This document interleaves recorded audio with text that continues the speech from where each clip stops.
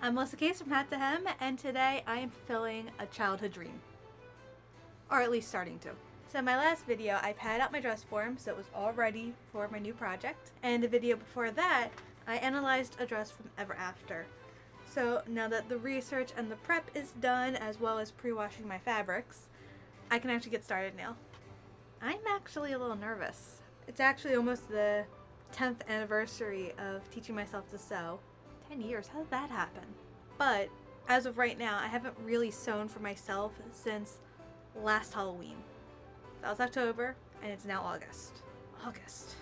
That long hiatus of personal sewing is actually why I had to repad my dress form to begin with. Anyway, today I am starting on my chemise, and in order to make that, I'm going to be using Period Costume for Stage and Screen, Patterns for Women's Dress, Medieval to 1500s. As you can see, it's a former library book. Not the library I used to work at, a different library. This one's actually from Alaska. Wow. So this book traveled 3,421 miles to get to me. Wow. That's impressive. I can't even get there without taking a ferry. Interesting. Well, that's fun. I've always been told these books are a great resource, but I've never actually used them before.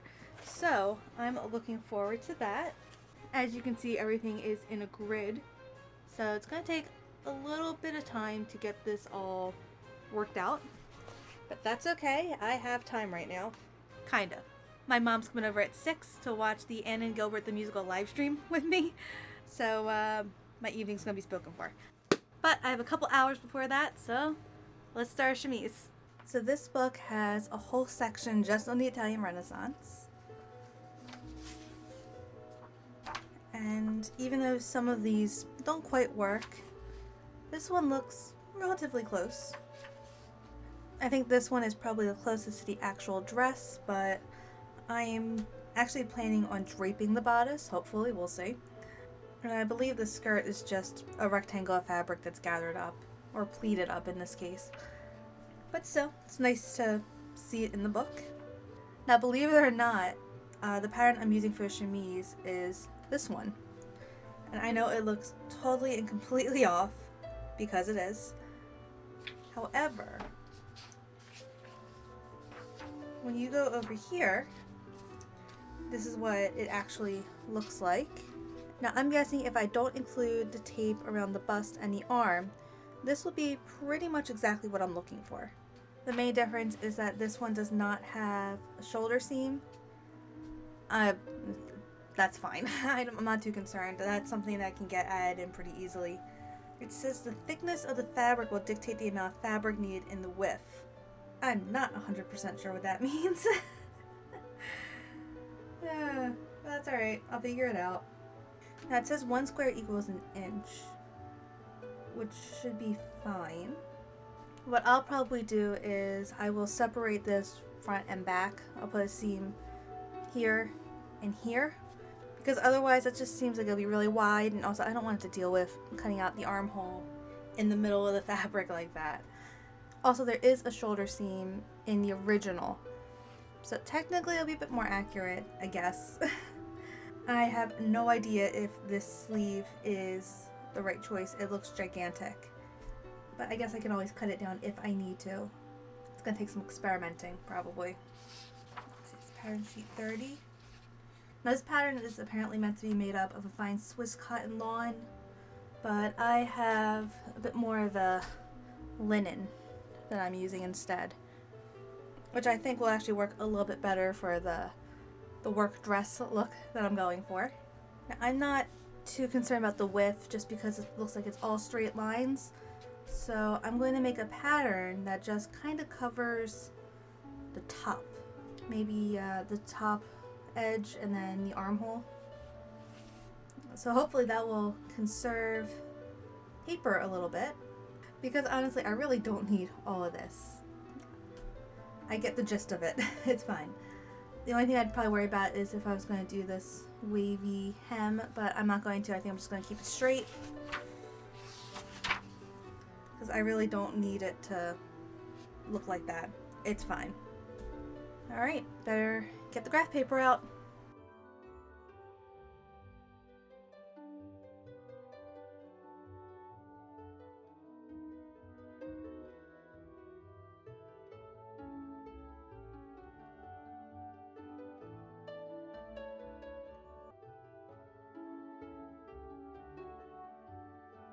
Okay, I know this looks odd, but bear with me for a second. This is the front of the bodice, and part of why I did this is because I wanted to check the armhole. Arm safe? Doesn't matter. I wanted to check to make sure everything was good here. This part I'm not too concerned about because it's going to get gathered up. But right here, I think we are doing all right. Now, the one thing I'm a little concerned about is this strap here. I'm worried it's just a little bit too narrow. So I might add a bit of a seam allowance here, which will be extra helpful because it is going to have to be hemmed. But hopefully once I add that seam allowance, it will be okay. I do like how it looks like it's going to curve. Hopefully everything there works out. But yeah, I think it's good enough that I can work on the back now. Okay, got the front, got the back. I guess it's time to get the fabric. So this is the chemise fabric, and as you can see, I got a nice big blue stain on it. This is likely my fault. I did pre-wash all the fabric together, which probably wasn't the smartest decision to do, but I didn't want to run multiple loads of laundry. Since this is going to be worn under the main dress, I don't mind that much, but maybe let this be the back. Actually, yeah, worst case scenario might have it be either the sleeves or at the neckline. She was working all around the farm. I mean, stains happen, right? It makes it more authentic. It really doesn't, but it's fine. On the list of things that could be the end of the world this project, a stainless chemise is very low level. But I still might see what I can do as far as placing this and this. It's in two spots. I'm going to see if I can get that in like the least noticeable spot. We'll see.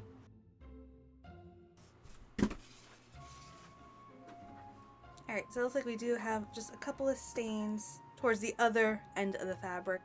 All the middle is fine. It's just towards the ends that we get those stains. Yep, there's another one. Alright, I don't think I'll be able to avoid having this on the chemise itself. Which, again, fine, it's going to be under a dress. But as long as I try and do the sleeves around these spots. So I think the priority should be to try and do the sleeves around these spots. Which likely means that they will be on the actual body part of the chemise. But again, it's fine. It's fine-ish. And fine-ish is good enough for me.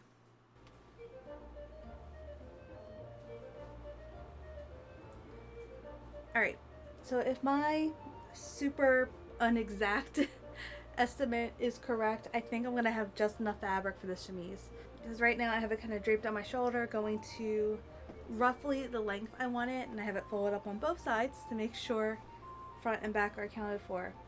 But then I'll have all this extra fabric here to make the sleeves, which is likely going to be what I want. I'll just have to remember to use scraps for the binding around the wrists, but it should be alright. And I'm pretty sure majority of the stains will just be on the lower part of the chemise, so that's fine. It's probably going to get stained by dirt anyway. So I'm pretty sure the stains are all just going to be on the lower part of the chemise, and that's okay. That's not a battle that I think is worth fighting. So now I get to do the scary part and actually cut into the fabric. The good thing is, because it's so long and it will be covered, the length is kind of forgiving. So for whatever reason, if I cut the two pieces and the bottom are off by a little bit, that's fine. I can even it out and no one's gonna know the difference. Speaking of no one knowing the difference, I think I'm going to hem this by machine instead of by hand. The neckline I should probably do by hand just because it's going to be so small. But the hem, no one's going to see it. That'll save some time. Alright, time to turn this into something.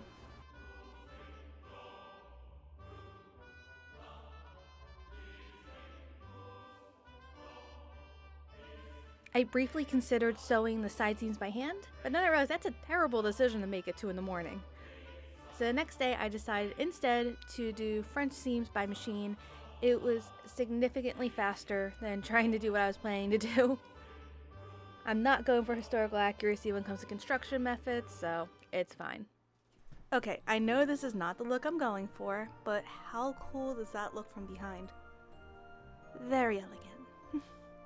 Both sides are stitched together, and so are the shoulder seams.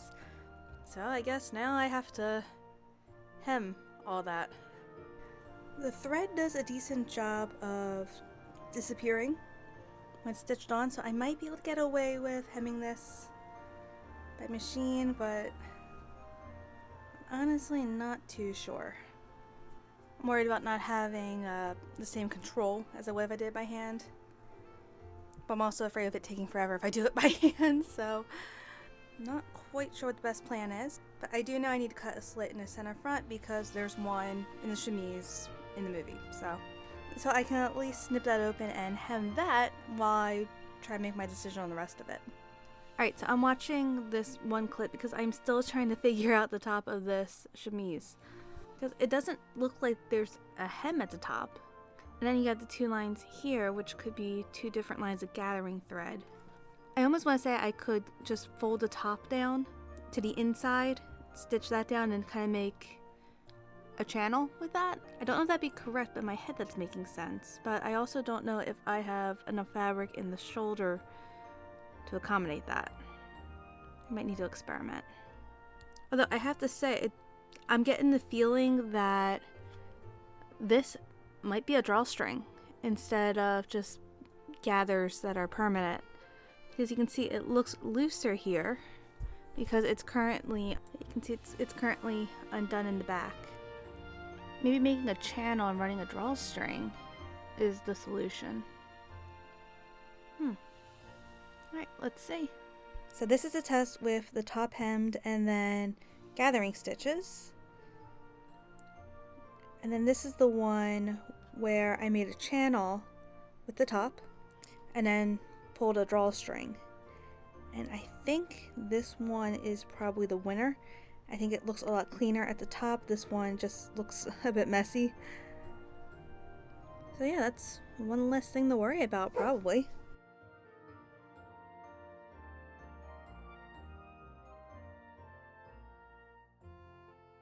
I fold the raw edge under about 1/4 of an inch or so before folding the fabric again about 3/4 of an inch. Then I took it over to my machine and I ran 2 rows of stitching, one on the bottom right where the edge is, and then another one about 1/4 of an inch above it.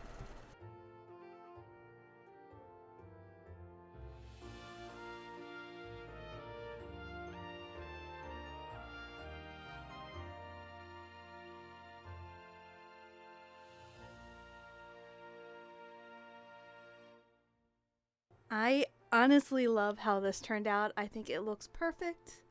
I'm so pleased. But the one thing I'm nervous about is the strap. I don't think this is wide enough. I feel like it should come to more about this point, and now I have to decide how much I care. I don't think adding a piece here to cover up that area is going to show because of the over bodice. So I do think I'm going to add something just right here to just extend that strap. I do have enough fabric left over, so let's experiment. Again.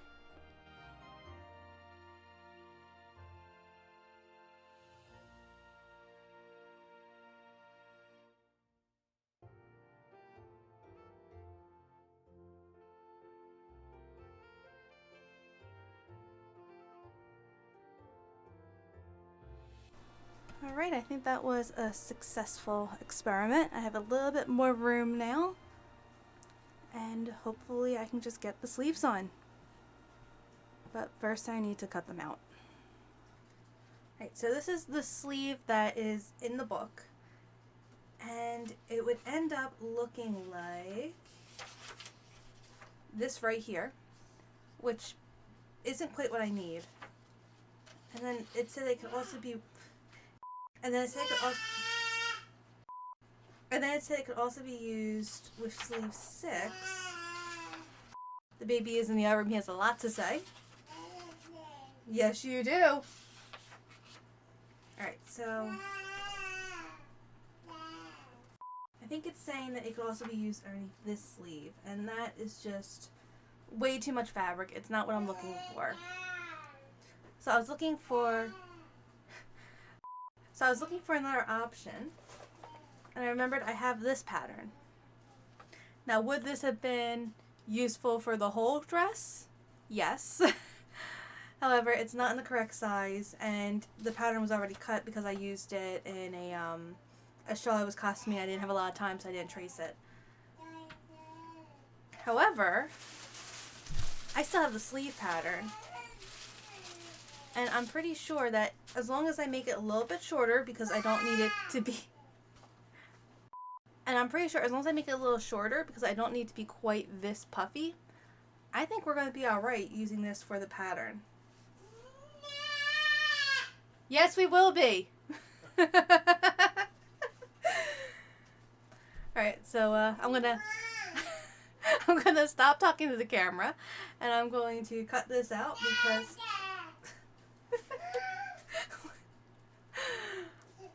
I've been playing with the baby all day today, which is why I'm finally in here now at 8 o'clock.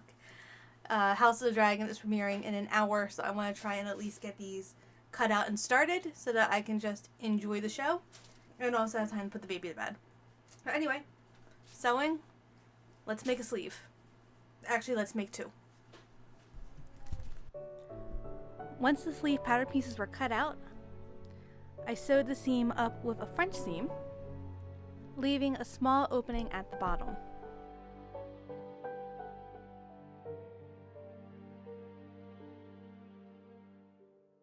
I finished the edge of the opening by hand, and then ran gathering stitches along the top of the sleeve as well as the bottom.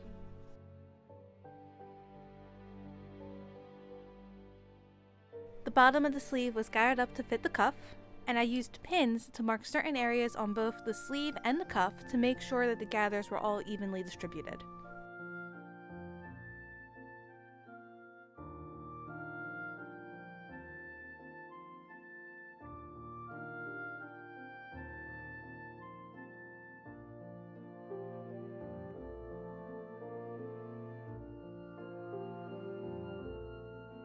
I didn't want the cuffs to have a drawstring. Instead, I took a bit of yarn and I attached it to the ends of the cuffs.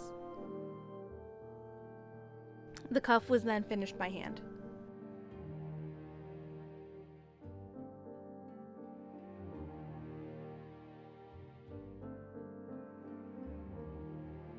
A small section of the underarm of the chemise was then gathered up per the instructions in the pattern book. Then once again, I used pins to help make sure that my gathers would be evenly distributed.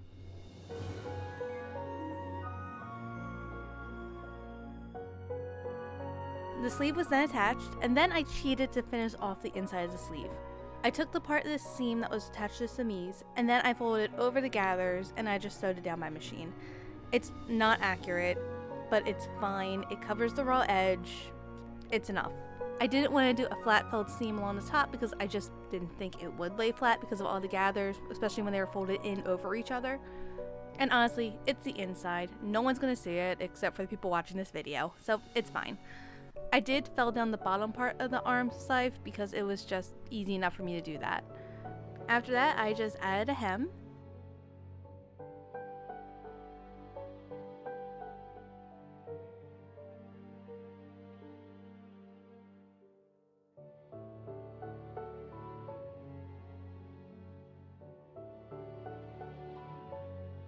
And the chemise is done.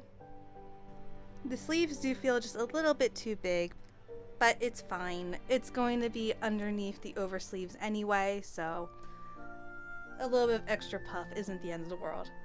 I'm very happy with how it turned out, and it's really comfortable to wear. The last step I did was I put a little bit of glue on the end of the yarn, just in the attempt to have it not unravel. And as you can see, it did work. It's being held together. It's just a little stiff, so although playing with it does help, if I can't get it down to a comfortable level of soft, I can always just cut it off. There's plenty of room for that, which was left on purpose for that purpose. Thank you so much to my patrons for your support, especially with all the encouragement, because I've been hoping to make an ever after dress for a while, and I'm glad I can finally deliver on that, even if it is just a chemise for now. I hope you enjoyed this video, and I hope you'll join me next time for when I make the actual gown and hopefully show you how it looks on me. Bye!